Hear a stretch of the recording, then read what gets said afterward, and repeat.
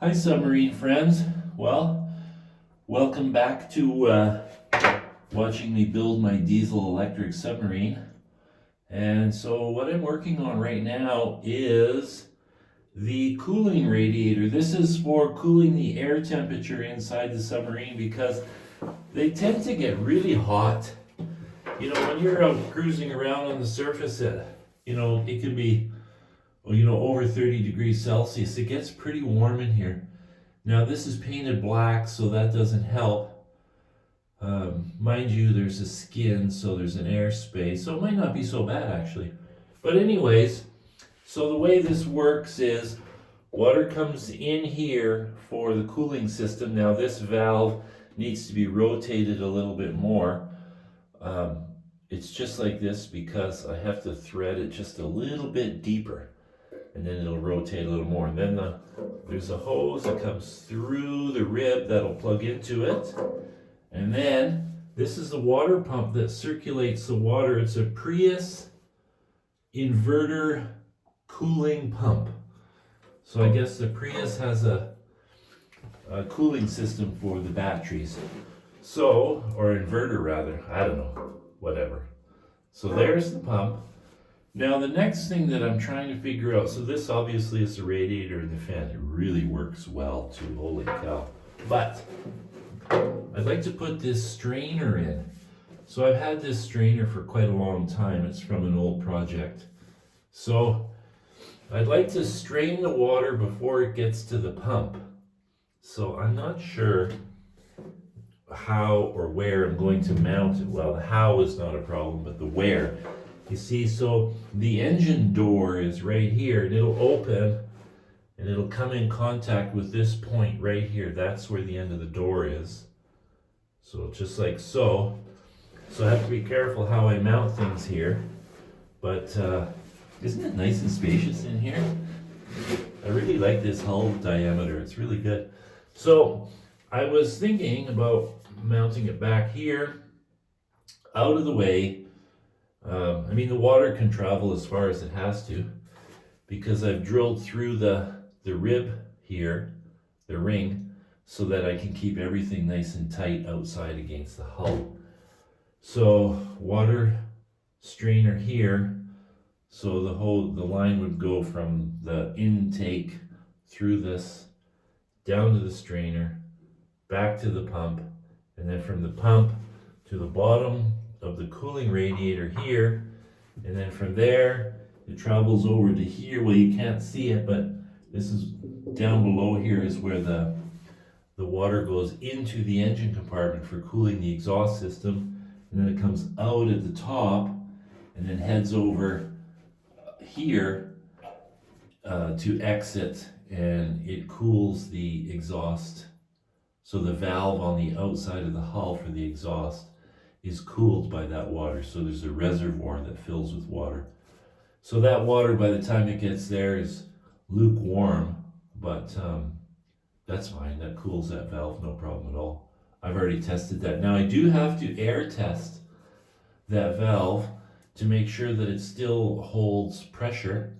Now that I have run the engine with cooling, without cooling, I don't know how tough that valve is, so I want to test it to make sure that it survived all my testing. So that's what I'm working on. I got to get this mounted. Then I got to switch over once I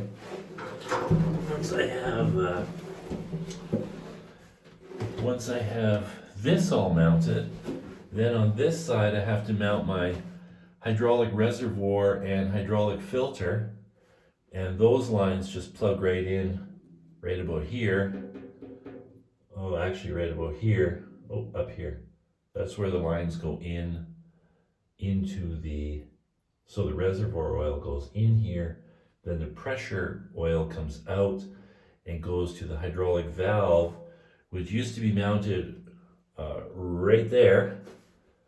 I'm not sure if it still will mount there. It's going to depend on the control cable, which is up there. So I've got this old boat throttle that I'm using. I really like that. The reason I like that is you don't want to be slamming the hydraulics forward in reverse without throttling down. So that the way that works is when you want to go reverse direction, the throttle goes right back to idle before it goes into reverse. So that's a nice feature about that, and it's already made for it, so I may as well use it. I was thinking about going to a electric hydraulic valve, so it would just be a toggle switch back and forth, but I think I'm gonna stick with that, just because I don't want to accidentally be revving 1500 RPM and then slamming it into reverse by accident. That would be very bad. And water pump is already in for the ballast tank, but I'm going to switch it from this side to this side because the intake is right here. So that's what I was working on before I mounted this rad. So this now goes downhill just a little bit so that it can drain. Oh, and that's another thing I'm doing. So back here where the water exits, the radiator is actually on this side because it's lower. So it exits, drops to the bottom of the hull, and then goes into the engine compartment. I'm going to tee it off right there and put a drain in it. So I can drain the whole system, and plus I can back flush the whole system with antifreeze. So if it sits for any amount of time, I can put antifreeze in the whole system. And the reason for that is that's a steel cooler, and the cooling system on the engine is steel, so they'll corrode away fairly fast. I should replace this with aluminum, and one day when I come across an aluminum cooling radiator, I'll swap it out. But for now, it'll take quite a while before that rots out. So I'll use it in the meantime. It really works nice. Like, this whole cooling thing is fantastic. I'm really happy with how that works. And I mean, I'm in Canadian lakes where it's always cool, so the water is always cool.